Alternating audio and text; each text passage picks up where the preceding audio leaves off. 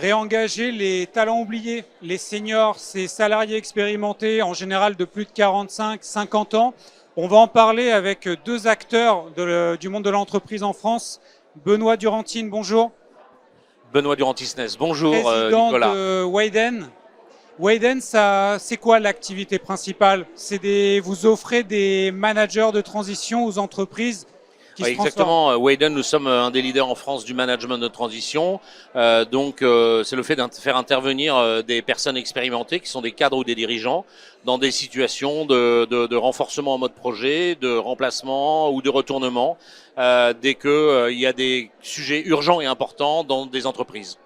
Et souvent, les profils que vous mettez à disposition, ce sont des gens qu'on classe donc dans la catégorie senior en raison de leur niveau d'expérience. Si on s'en réfère à la question de l'expérience, oui, effectivement, le mot commun c'est senior. En revanche, senior c'est un terme assez vaste. On va revenir d'ailleurs dessus tout à l'heure. Tongchor, bonjour. Bonjour. Président de Senior Force Plus, association loi 1901. C'est quoi la raison d'être et l'action de Senior Force Plus? Alors, donc Senior Force Plus est composé que de bénévoles, 100% de bénévoles. Notre objectif, c'est de contribuer à l'amélioration du taux d'emploi des seniors.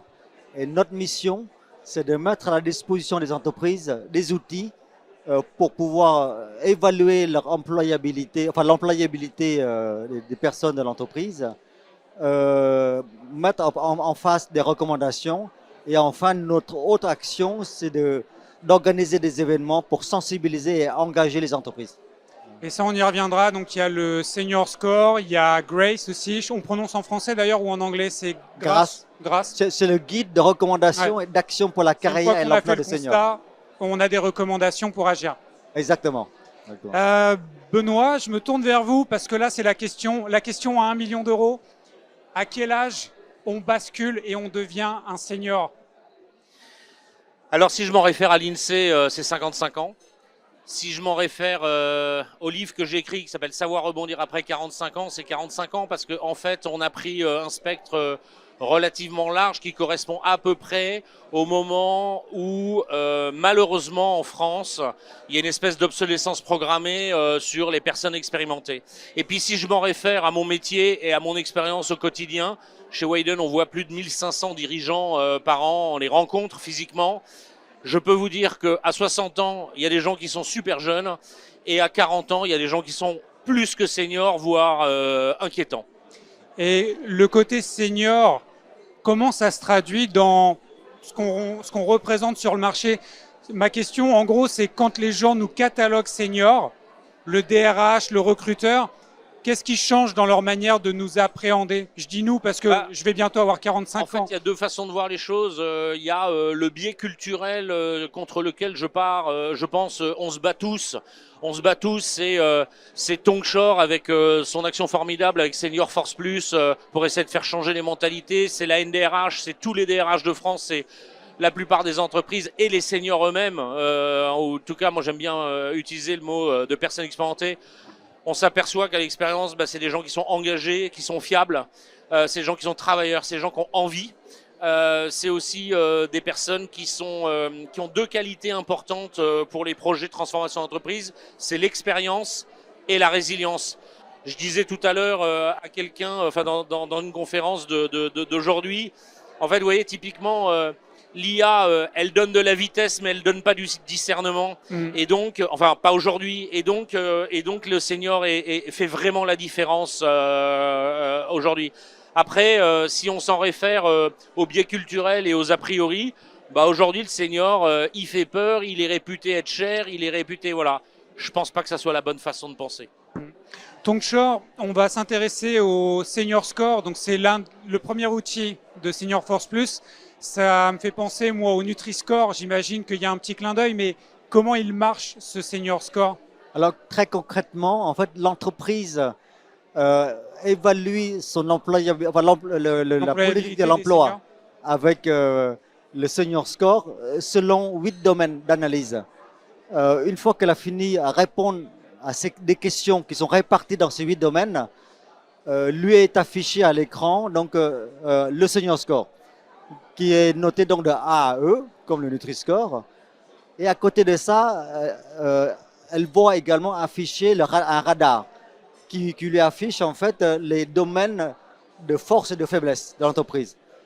Et ensuite prend la main un autre outil qui s'appelle GRACE. GRACE pour guide, recommandations d'action pour la carrière et l'emploi des seniors, qui propose des recommandations en fonction justement des zones de faiblesse de l'entreprise. Et donc l'entreprise choisit de mettre en œuvre ou pas les recommandations. Elle est libre. Chez Widen, je sais pas si chez Widen vous avez utilisé le senior score, mais la question que je vais vous poser, c'est est-ce que c'est facile pour une entreprise, quelle qu'elle soit, de faire déjà ce constat-là? Parce que j'imagine que si le constat il est mauvais, on n'a pas toujours envie de le voir. Alors pour vous répondre concrètement, chez Widen, le senior score, on va l'utiliser demain parce que j'ai discuté avec Tongshore tout à l'heure et j'engage toutes les entreprises à le faire parce que c'est comme ça qu'on va faire changer les choses. Et je dirais d'une manière un petit peu plus générale, en fait c'est une question de volonté mais ça doit être aussi impulsé par la direction. Et aujourd'hui, faut bien se rendre compte que dans finalement la pyramide démographique de la France, les seniors sont incontournables, on le parlait par l'expérience et par la résilience, mais également parce que les classes moins importantes arrivent là et les seniors, on va avoir de plus en plus besoin. Donc de toute façon, on est en train de trouver des solutions qui vont s'imposer à nous et c'est une force incommensurable. Et si je peux me permettre, Nicolas, le senior score en fait est très utile, d'autant plus que la loi du 24 octobre 2025 oblige les entreprises de plus de 300 personnes à faire un diagnostic. Donc nous, le senior score est un outil de diagnostic qui est gratuit, justement disponible pour toutes les entreprises. Sur le modèle de ce qui a été mis en place, par exemple pour l'égalité homme-femme, on a plus ou moins des outils similaires maintenant pour les employés expérimentés. On ne parle plus de seniors d'ailleurs, on est obligé de dire salariés expérimentés. C'est important l'ajustement sémantique?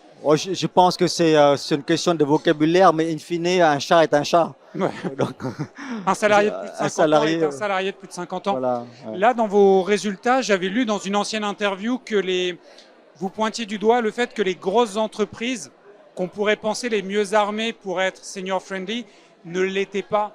Et que c'était plutôt les ETI qui arrivaient à avoir des modèles vertueux. Comment vous l'expliquez? Tout à fait. Alors déjà, ça a pas mal changé parce que on constate quand même que depuis 2 ans, la mentalité a beaucoup changé, les entreprises ont beaucoup évolué et la sensibilisation au sujet des seniors est beaucoup plus importante. Cela étant dit, on voit quand même lorsque nous avons analysé le CAC 40 par exemple, les grandes entreprises sont moins enclins en fait de s'intéresser au sujet des seniors parce qu'il y a un problème de gouvernance. Le sujet des seniors souvent est dédié à la DRH qui n'est pas forcément dans le COMEX, dans l'ancien dirigeant.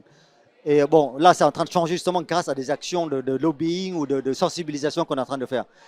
C'est-à-dire que les gens qui peuvent décider d'implémenter de vraies politiques, ils ne sont pas au CA, ils ne peuvent pas peser en fait sur les décisions. Ouais, dans l'organe de direction, en tout cas CA ou COMEX. Ouais. C'est important parce que il faut qu'ils se rendent compte déjà que le sujet des seniors, ce n'est pas un sujet social, mais également économique. Voilà. Et oui, les dirigeants, alors je me tourne vers le dirigeant d'entreprise, mais c'est vrai que c'est peut-être plus facile de sensibiliser des recruteurs ou des dirigeants quand on leur montre le coût ou les pertes d'argent du fait de ne pas avoir assez de salariés expérimentés. Il faut peut-être parler de cette manière-là. C'est vrai, maintenant, c'est des débats qui sont difficiles à évaluer. En fait, moi, il y a un curseur que j'aime bien. Vous voyez, moi, notre métier, c'est le management de transition. Qu'on le veuille ou pas, le management de transition, c'est en croissance. Donc, c'est bien qu'il y a une vraie valeur ajoutée à faire intervenir des personnes expérimentées dans les entreprises. Et il y a un autre indicateur qui est sans appel. 96% des clients qui utilisent le management de transition une fois le réutilisent. C'est sans appel. Et en général, vos clients, c'est parce qu'ils manquent de l'expérience dans leurs propres équipes qu'ils font appel à vous? Non, nos clients, ils sont dans des situations tout à coup subies, qu'on qualifie urgent et important. Et ils ont une problématique. En général, ils savent ce qu'ils veulent faire. Ils ne savent pas avec qui le faire. Et en fait, l'idée, c'est de faire intervenir une personne qui est, on va dire, un peu surdimensionné par rapport à la problématique, donc l'entreprise. quelqu'un d'expérimenté, que ça soit avec une dimension managériale ou une dimension technique et opérationnelle, pour que se concentre justement sur le technique ou pour qu'il ne se concentre pas sur le technique ou le fonctionnel. Il sait déjà faire, il se concentre sur le vrai problème de la transformation, parce que le management de transition est un outil pour la transformation des entreprises, et le vrai outil de la transformation des entreprises, c'est les humains. Donc c'est le management. Donc c'est le fait parce qu'on est en confiance, on sait quoi faire, on s'assoit à côté des acteurs, des stakeholders de la transformation et on les aide. Là, on parle d'une population quand même bien spécifique parce que pour être manager de transition, c'est qu'on a déjà été manager à des postes élevés. Or, le problème des seniors, c'est aussi les personnes non qualifiées. Et ça, c'est le gros nœud du problème, Tongchor. Oui, en effet, c'est un très bon point, justement. C'est pour ça que, comme c'est une population qui ne peut pas se prendre en charge elle-même, entre guillemets, il est important, notamment en termes d'employabilité tout au long de la carrière, c'est très compliqué. Prendre en considération l'emploi des seniors qui sont à faible qualification, entre guillemets, nécessite une meilleure implication d'entreprise, mais également de l'État, par des actions très Pour les former en continu, voilà. Pour les aider dans les reconversions peut-être. Pour les former en continu, pour définir des parcours d'expérience, de mobilité, de faire changer des postes, etc. Donc, ouais. Je me tourne vers vous à nouveau, Benoît, parce qu'il y a une question cruciale. Les incidents de carrière, les accidents de carrière, et vous l'avez vécu, puisque votre livre, Rebondir après 45 ans, parle justement d'un licenciement, donc une situation subie. Beaucoup de seniors se retrouvent sur le marché après un licenciement qui est déjà un traumatisme, et ensuite ils doivent se reconfronter aux recruteurs, et en général ils sont pas préparés en fait, c'était pas imaginé. C'est pas préparé, mais vous savez, bon, déjà, si on regarde un peu les chiffres de l'APEC, aujourd'hui, la problématique des seniors, après 50 ans, les ruptures de contrat, elles sont 75% à l'initiative de l'entreprise. Donc on appelle ça comme on veut, licenciement, sortie, etc. Moi, ce que je crois aujourd'hui, c'est contrairement il y a une vingtaine d'années, quand vous faisiez sortir de l'entreprise, c'est que potentiellement il y avait un souci avec vos résultats, votre engagement, votre compétence. Aujourd'hui, c'est plus vrai. Aujourd'hui, il y a des gens mais super bons qui se retrouvent, comme j'aime à dire, entre deux jobs, parce que voilà, je préfère l'appeler comme ça. Simplement, ils sont démunis. C'est quelque chose qui arrive d'un seul coup. C'est même quelque chose d'assez violent. Pourquoi? Parce que ça n'a pas été préparé.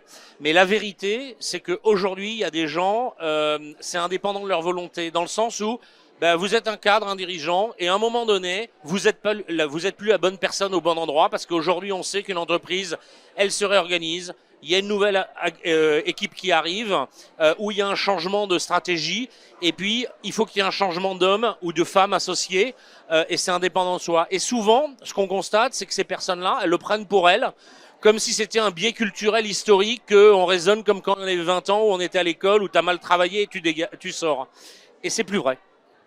Ce qui est intéressant dans ce que vous dites, c'est que la personne en question donc, sort de l'entreprise, pas forcément dans une situation d'échec, mais sur le marché du travail, elle va avoir du mal à rebondir parce que les offres disponibles sont souvent sous-dimensionnées pour son profil. C'est qu'il n'y a pas encore, on va dire, tout le schéma n'a pas encore été intégré par le marché. Aujourd'hui, moi, ce que je constate dans l'ensemble des dirigeants qu'on reçoit, et même auprès d'eux, c'est que eux, ils arrivent, ils subissent, ils ont, j'allais dire presque, ils n'ont pas passé leur courbe de deuil. Oui, vous savez, la courbe de deuil, 2 ans, colère, tristesse, refus. Déni. Moi, j'invite les personnes à qui ça arrive à tout de suite se faire coacher, parce que c'est très important pour pouvoir se réengager dans le futur, d'avoir fait fi du passé, et c'est super dur. Moi, j'ai écrit ce livre parce que dans une vie antérieure, je l'ai vécu une fois. Je peux vous dire que c'est quelque chose d'incroyable. Alors, ce qui est assez rigolo pour terminer, c'est en fait, on croit qu'on est nul, on se remet en question et tout ça. Et puis, on a peur du regard des autres. Mais en fait, il faut pas avoir peur du regard des autres, parce que vous savez ce qui se passe, c'est que celui qui est en face de vous, il se dit pas vous êtes nul, il se dit pourvu que ça m'arrive pas. Et quand vous raisonnez comme ça change complètement les choses. J'ai vu passer les chiffres de l'INSEE pour l'année 2023 sur les salariés, les 1% de salariés les mieux rémunérés en France. Et bon, 75% d'hommes, ça c'est encore un autre sujet, mais surtout on a 58% de plus de 50 ans dans les 1% d'actifs les mieux payés. Et Tongchor, ça veut dire quoi? Ça veut dire que seniors, en fait, il y a un paradoxe, c'est qu'il y a certains seniors qui s'en sortent très bien, mais certains qui sont en grande difficulté. Et c'est quoi qui fait la différence entre les deux extrêmes? C'est le fait d'avoir un incident dans la carrière? Bah, c'est un peu de tout, en fait. Il n'y a pas de cas unique. Moi, je dirais déjà, la difficulté, c'est de rester employable tout le long de Toute sa la vie. carrière, toute la vie. Et ça, les gens ne s'en rendent pas toujours compte, notamment lorsqu'ils ont des super diplômes ou qui pensent Avoir appris un métier pour toute la carrière, et c'est un plus le métier cas. pour sa carrière. Mais la réalité prouve que c'est pas possible à cause justement, on parlait tout à l'heure de fusion, d'acquisition. On est sorti pas forcément à cause de notre qualité et de notre valeur, Parfois mais des relations humaines aussi qui ne collent pas. Et voilà, il y a plein de raisons qui fait que. Donc, ce qui manque un peu dans notre système de formation, c'est apprendre à apprendre et savoir s'adapter au contexte et être résilient. C'est d'arriver à un moment donné de dire, maintenant, il faut que j'arrive à rebondir. à me réinventer. Voilà, exactement, Et réinventer. j'avais vu, Benoît, que vous aviez parlé aussi de l'effort que les seniors devaient faire, enfin même les actifs avant d'être seniors, pour travailler leur réseau, pour qu'ils puissent s'appuyer sur le réseau quand il y a un incident de carrière. Oui. Et ça, c'est pas simple. Vous savez, moi je m'inspire toujours de ce qui se passe ailleurs. Et en fait, ce que vous vous rendez compte, c'est que quand vous allez par exemple tout simplement dans les pays anglo-saxons, où déjà la maturité est beaucoup plus avancée, déjà dans l'outsourcing de compétences tout simplement, et à l'opposé de s'accrocher à son sacro-saint CDI, faut bien se rendre compte, nous la population qu'on touche, on le disait tout à l'heure, c'est des cadres et des dirigeants. Si vous considérez pas à ce niveau que votre CDI c'est un CDD, on ne sait pas quand il s'arrête, déjà c'est beau. Après, effectivement, ce qu'on constate, nous, quand on reçoit des dirigeants et des cadres qui arrivent à un moment donné dans cette situation-là, c'est que ils n'ont rien anticipé. C'est-à-dire que sont des gens intelligents, ils voient le mur arriver et ils font rien pour le préparer. Et moi, je crois que c'est une composante importante de la suite du rebond. C'est en permanence de changer finalement d'hygiène de vie. On va dire créer du réseau. En même temps, j'aime pas trop ce terme parce que le réseau, pour moi, ça se décrète pas. Je pense que ceux qui arrivent, c'est ceux qui font les choses un petit peu, tout le temps, de manière non intéressée. Et donc avec générosité. Au fond, ceux qui font bien le réseau, ce sont les gens qui aiment les autres. Et je pense qu'aujourd'hui, c'est une des composantes de la meilleure assurance chômage que vous pouvez avoir pour la suite, si je peux m'exprimer ainsi. Quand on n'a pas fait de réseau pendant toute sa carrière et qu'on se retrouve à 50 ans à comprendre qu'on en a besoin, c'est pas évident de rétablir la mire là, j'imagine. Non, mais pour moi, Benoît l'a dit à juste titre, le réseau, ça se construit pas au moment où on en a besoin. Ça se construit Quand tout le long. on est dans voilà. sa meilleure situation. Exactement, c'est quand on aime les gens, construire le réseau. Moi, je dirais là où il y a un bon réseau à construire, c'est l'engagement sociétal. Toutes les personnes que je rencontre et qui sont engagées dans le monde associatif rencontrent plein de monde. Et c'est là qu'on se fait confiance, qu'on arrive à détecter la valeur des personnes. Donc, si une personne, et c'est là aussi qu'on rencontre aussi les dirigeants d'entreprise. Moi, par exemple, depuis 20 ans, je suis engagé dans plein d'associations dans lesquelles sont impliqués des dirigeants d'entreprise. Et avec ces dirigeants d'entreprise-là, ils me font confiance, moi je leur fais confiance. Donc, si j'ai un accident de carrière, je sais que je peux compter sur elles. Et sur ces entreprises, etc. Et vous savez, il ne faut pas désespérer parce que, par exemple, l'autre jour, je discutais avec une DRH française qui est DRH d'un grand groupe américain au Texas, expatrié, et elle me disait, on parlait de ça. Et ce qui est incroyable, elle me disait, c'est qu'aux États-Unis, tous les jeudis soirs ou vendredis soirs, il y a des dîners. Alors ça s'appelle pas réseau, mais l'idée c'est de connecter avec des gens de son horizon différent, voilà. Et c'est engrammé dans la façon de faire des cadres et des dirigeants de faire ça. Et je désespère pas du tout parce qu'en général il y a 10 ans d'écart entre ce qui se passe souvent aux États-Unis et ce qui se passe en Europe et en France. Et là, ce dont on parle là depuis quelques minutes sur l'histoire du réseau, en fait, on parle de marché caché dans le marché du travail. C'est souvent là où il y a les meilleurs postes, mais c'est 10% ou non, c'est plutôt 70% des offres sont cachées. En gros, en faisant son réseau dès l'âge de 30 ans, 35 ans, une fois senior, on est mieux armé pour rebondir quand on a ces incidents. C'est ça le... Oui, alors, vous savez quoi, c'est peut-être mon âme d'entrepreneur qui dit ça, mais pour moi, il n'y a qu'une seule règle, c'est aide-toi et le ciel t'aidera. Hein. C'est bien d'avoir aidé par le monde, mais la différence, elle se fait parce que vous allez faire des actions en résilience, intelligentes, un petit peu sans agacer les gens, et avec beaucoup d'intelligence pour essayer de se différencier des autres. Donc le réseau caché, évidemment le réseau caché, si je connais quelqu'un, je serais plus enclin à l'écouter même, pas à décider, à l'écouter que quelqu'un que je connais pas, surtout si vous êtes sur sollicité, parce qu'en ce moment, le marché de l'emploi fait que quand vous émettez une annonce, il y a une volumétrie de réponses qui rend difficile la sélection même. Et qui élimine de facto la plupart des seniors dans les process de recrutement, on va dire, ouverts. J'ai envie de vous... Mais ça, c'est un stéréotype, ça. Oui, en fait, ça, c'est encore un stéréotype en disant que les seniors sont chers, dépassés par la technologie, dépassés partout, ils ne sont pas à jour au niveau métier, etc. Vous voyez, par exemple, en Suède ou en Finlande, pays pour lequel j'ai beaucoup travaillé dans ces entreprises-là, eux, ils recrutent non pas en fonction du sexe, de l'âge, du genre, etc., mais en fonction des compétences et de l'expérience. Quelles que soient les personnes, on dit, voilà, est-ce que tu as ces compétences-là, est-ce que tu as cette expérience-là? Si oui, on t'embauche. Il n'y a pas de sujet. Ce qui se passe en Scandinavie arrive en France combien de temps après par rapport aux États-Unis? Parce qu'on est en retard sur les États-Unis, mais les Scandinaves aussi, ils ont beaucoup d'avance sur nous sur ces sujets-là. Combien de temps on peut espérer attendre? Je sais pas, c'est une question de temps, c'est une question de capacité à déjà avoir l'information pour beaucoup. Hein. On est en France et on est peut-être un des pays, alors ça change, mais les moins enclins à regarder l'extérieur parce qu'on a toujours tendance à croire qu'on est le centre du monde. Et ensuite, la capacité à l'engrammer dans l'entreprise, dans la culture et à la déployer. Une question un peu macroéconomique. On parle beaucoup de la réforme des retraites qui va normalement être gelée à la fin des discussions sur le budget. Est-ce que c'est la bonne question, l'âge pivot, l'âge de départ, quand on a autant d'actifs qui, à partir de 60 ans, ne sont plus dans l'emploi? Est-ce qu'on ne met pas un peu la charrue avant les bœufs, qu'il faudrait déjà réfléchir à comment faire travailler les gens jusqu'à la fin effective de la carrière? Moi, je crois que le vrai problème, c'est pas l'âge à 64 ans ou 62 ans. Il y a des pays, Tongan parlait en Finlande, c'est 68 ans, je crois. Et le Danemark a accepté de passer à 70. Je pense que le vrai problème aujourd'hui, c'est comment je fais mes 10 dernières années. Et c'est ça qu'il faut résoudre. C'est pas l'âge de la retraite. Modulo, bien sûr, le financement des retraites, ça c'est autre chose. Parce que là, on parle de ces gens qui sont souvent éloignés de l'emploi, même des très beaux profils. Ça condamne une partie des seniors à se mettre en indépendant, par exemple, parce que beaucoup, en fait, vont rebondir en se mettant à leur compte. Et là, ils trouvent peut-être plus facilement du travail.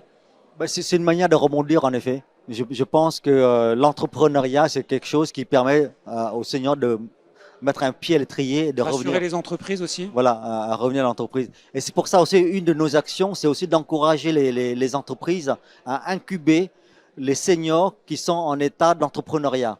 Nous, notre action porte à la fois sur le maintien en emploi dans l'entreprise, le recrutement, mais également l'encouragement des entreprises à aider les seniors qui créent leur emploi à les incuber chez elles. Parce que lorsqu'on entreprend seul dans son coin, dans sa cuisine, c'est beaucoup plus complexe d'être dans un environnement d'entreprise. Donc ça, c'est un axe aussi qu'on aimerait bien améliorer. Voilà. Moi, je crois que la réponse, elle est dans un nouveau contrat bipartite entre l'entreprise et le senior qui va vers plus de flexibilité. Le senior, il a des compétences expérimentées à offrir et l'entreprise, elle a plus des missions, j'aime à dire des terrains de jeu finalement, qui sont des séquences de temps où on va prendre la pleine valeur ajoutée du senior. Et je crois que le modèle où on va dire, tiens, je te garantis telle chaise jusqu'à la fin de ta carrière, il est fini, c'est mort, ça n'existe plus. Il faut raisonner différemment. Et la difficulté, elle est de faire aussi dans l'esprit des seniors, de faire changer les choses. La flexibilité est la réponse, mais la flexibilité dans le travail, mais la flexibilité dans l'esprit aussi, dans l'esprit des personnes, que ce soit les donneurs d'ordre, les employeurs, comme les employés. Accepter des missions nouvelles qu'on n'avait pas forcément anticipées. J'aimerais ne pas finir cette table ronde sans parler du cas spécifique des femmes seniors, parce que on dit souvent, c'est la double peine. Femmes seniors, du côté de Senior Force Plus, est-ce que vous avez des actions spécifiques par rapport à elles? Oui, on a tout un groupe de travail en fait qui réfléchit justement à des solutions pour les femmes seniors. Je dirais même il y a une triple peine si elles sont issues d'une minorité aussi. D'une minorité, voilà. C'est un vrai sujet, mais heureusement qu'on a beaucoup d'associations et d'entreprises qui se mobilisent autour du sujet des femmes seniors. Oui, tout à fait. Donc nous, c'est un sujet capital pour nous.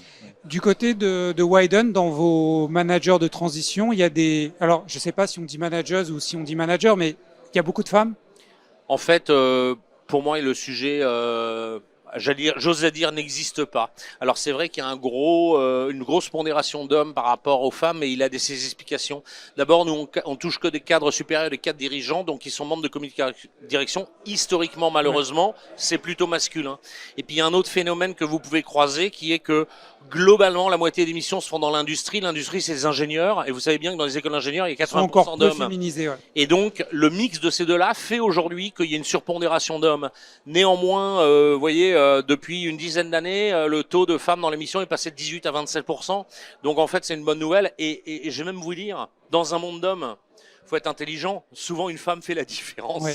Les gens moins représentés font la différence. Merci beaucoup. Alors, Tongchor, je crois que vous aviez un dernier mot parce qu'on va bientôt devoir rendre l'antenne. Vous voulez dire une dernière chose? Mais écoutez, je pense que le sujet des seniors ne concerne pas que des seniors, mais c'est de toutes les générations parce que on sera tous seniors un jour. On se le souhaite, en tout cas, de tous devenir seniors. Merci beaucoup, Benoît Durantine, donc président de Widen, et Tongchor, président de Senior Force Plus.